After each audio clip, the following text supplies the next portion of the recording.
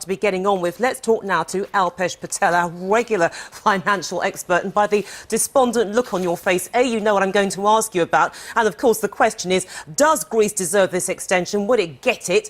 And is it really going to make that much difference? Because let's face it, their track record in paying money back hasn't been pretty impressive so far, has it?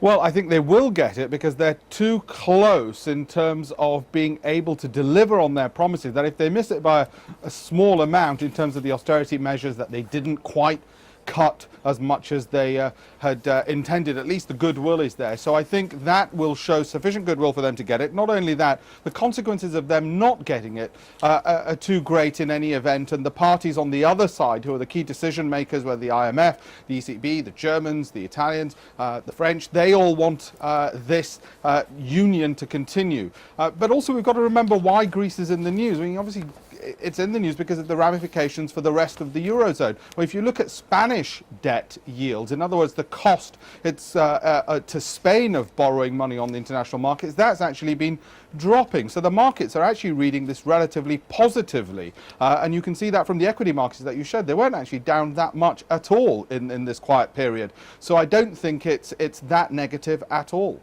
Right, so stripping that out, it does look as if there's an element of treading water, holding fire, if you like, until we get some decisiveness from Europe itself. But let's focus on the individuals. I want to start with Bovis. Now, their shares actually ended the session lower, even though essentially the numbers they came up with, their corporate figures, weren't too bad. Yes, their profits were up. Their profits were pretty much doubled to £16 million from £8 million over the same period, the 6-month period earlier. So that's obviously a significant rise of 100%, not commonplace for companies to do that.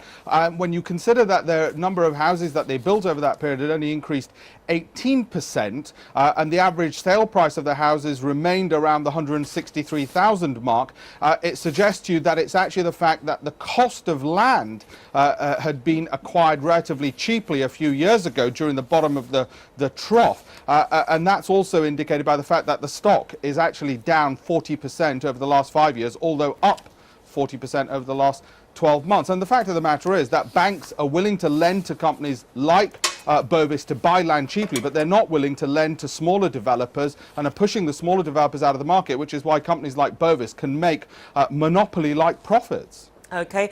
Alpesh Patel, we'll have to leave it there, but thank you so much for analysis of those Bovis numbers and for at least giving us some optimism over Greece, even though it has been missing quite a great deal in recent weeks.